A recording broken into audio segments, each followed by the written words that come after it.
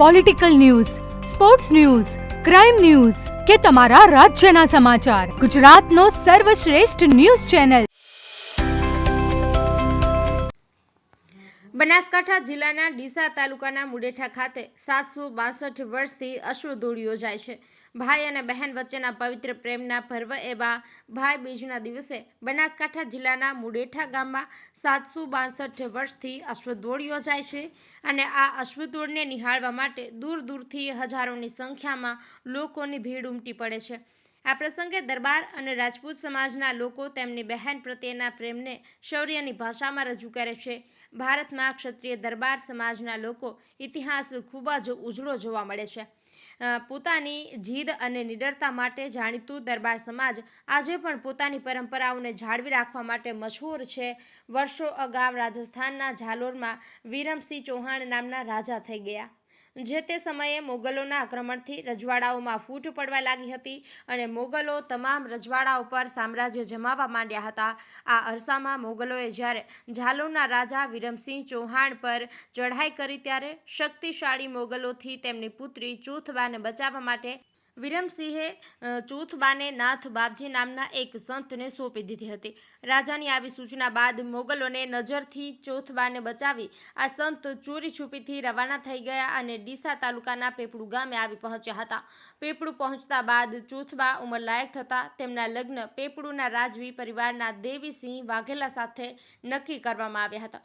પરંતુ રાજસ્થાનથી લાવેલા ચોથબાને કોઈ ભાઈ ન હોવાથી રાજપૂત કુળની દીકરીનું કન્યાદાન રાજપૂત ભાઈઓ દ્વારા જ કરવામાં આવે તેવી માન્યતાને લઈ પેપળુ ગામની નજીકમાં જ આવેલા મુડેઠા ગામના રાઠોડ પરિવારના ભાઈઓ આગળ આવ્યા હતા અને ચોથબાના ભાઈ બનીને કન્યાદાન કર્યું હતું. જે પરંપરા આજે પણ મુડેઠા ગામના રાઠોડ પરિવારના લોકો ભાઈ બીજના દિવસે નિભાવી રહ્યા છે.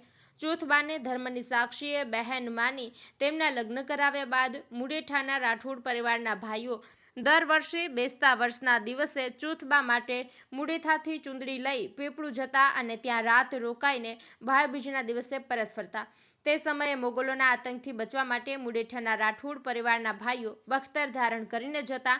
જે બખ્તર આજે પણ હયાત છે અને આ પરંપરાને પણ રાઠોડ ભાઈઓએ 762 વર્ષથી જાળવી રાખી છે. પોતાની પરંપરા સાચવવા માટે મશહૂર રાઠોડ પરિવારના સભ્યો આજે પણ મુડેઠા ગામેથી બેસતા વર્ષના દિવસે ચુંદડી લઈને ચોથબાને ઓઢાડવા જાય છે અને જે બાદ મુડેઠા ગામ ખાતે ભાઈ બીજના દિવસે પહોંચે અને અશ્વદોડમાં પહોંચે છે. લાખોની જનમેદની વચ્ચે બખ્તર ધારણ કરી પહોંચે છે.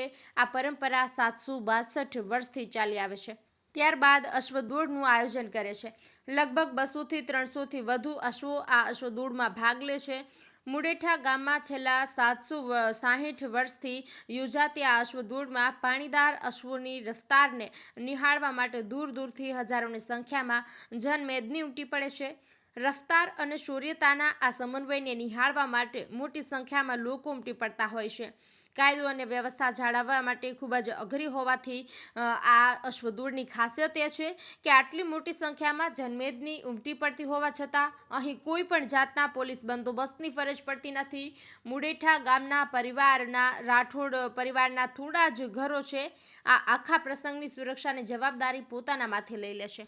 એટલું જ નહીં પરંતુ 762 વર્ષના ઇતિહાસમાં આજ દિન સુધી અહીં આટલી મોટી સંખ્યામાં જનમેદની ઉમટી પડતી હોવા છતાં કોઈ દિવસ અનિચ્છનીય ઘટના બની નથી. સદીઓથી ચાલી આવતી આ પરંપરાને નિભાવનારા અને નિહાળનારા બદલાતા ગયા પરંતુ આ પરંપરા આજે પણ બરકરાર છે. કેટલીય પેઢીઓથી ચાલી આવતી આ પરંપરામાં રાઠોડ કુળના લોકો તલવારબાજી કરી પટ્ટા રમતા હોય છે. જેમ જેમ સમય બદલાય છે તેમ તેમ દરેક વસ્તુઓ બદલાતી જાય છે પરંતુ મુડેઠા ગામના દરબાર પરિવારો માટે તો આજે સમય 760 વર્ષ અગાઉ જ થંભી ગયો હોય તેમ આવનારી પેઢીઓ પણ આ પરંપરાને જાળવી રાખવા માટે એટલી જ તત્પર જણાઈ રહી છે. આજના યુવા વર્ગમાં પણ આ પરંપરા સાચવી રાખવાનો ઉત્સાહ એટલું જ જોવા મળી રહ્યો છે જે અગાઉની પેઢીઓમાં જોવા મળતો હતો. દર વર્ષે ભાઈ બીજના દિવસે યોજાતી આ અશ્વદોડનો ઇતિહાસ 750 વર્ષ જૂનો છે અને દર વર્ષે ભાઈ બીજના દિવસે બહેનને પાડોશના ગામ પેપડું ચૂંદડી આપવા માટે રાઠોડ પરિવારના જે સભ્યો જાય છે તે અલગ અલગ પાર્ટી એટલે કે કુળના હોય છે, જેમાં ખેતાણી, ભાલાણી, રાજાણી, દૂધાણી કુળના રાઠોડો જતા હોય છે. દર વર્ષે અલગ અલગ પાર્ટીના રાઠોડ પરિવારો બખ્તર ધારણ કરીને પેપડું મુકામે ચૂંદડી આપવા જતા હોય છે. ડીસા તાલુકાના મુડેઠા ગામમાં દર વર્ષે ભાઈ બીજના દિવસે યોજાતી અશ્વદોડને નિહાળવા આસપાસના ગામના લોકો જ નહીં પરંતુ અમદાવાદ સુધીના લોકો પણ મુડેઠા ગામે ઉમટી પડતા હોય છે અને નાનકડા મુડેઠા ગામના માનવ કિરિયાણું ઉભરાયું હોય તેવો માહોલ સર્જાય છે. મુડેઠા ગામના લોકોનું કહેવું છે કે હાલ રાઠોડ પરિવારના સભ્યો જે બખ્તર ધારણ કરે છે તે બખ્તર પણ 762 વર્ષ જૂનું છે અને આજે પણ રાઠોડ કુળમાં આ બખ્તર ધારણ કરનારને ખૂબ જ માનથી નવાજવામાં આવે છે. જયંતિભાઈ ઠક્કર, ન્યૂઝ 16. વિજુભાઈ, શું કહેશો આજે અશ્વદોડ યોજાઈ? અશ્વદોડ આજથી મળીને 762 વર્ષથી આ પરંપરા ચાલી આવે છે.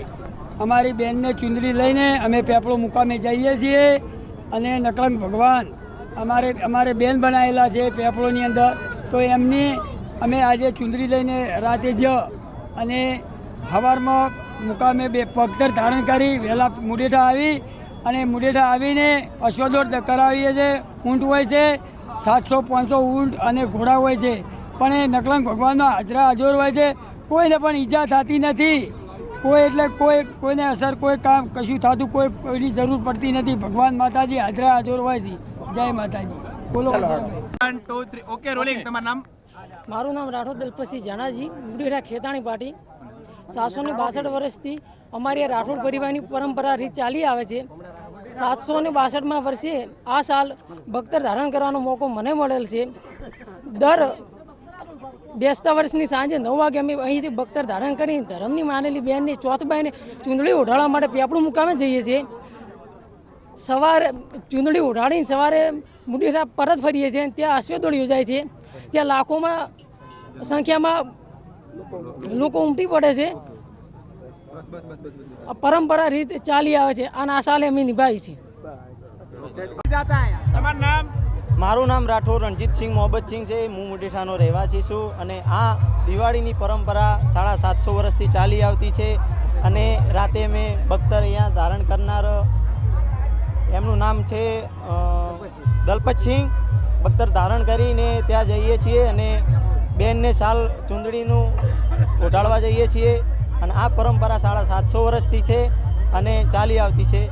અને આ રેસમાં ઘોડા ભાગ લે છે 200 થી 300 અને 100 પણ ઊંટ હોય છે.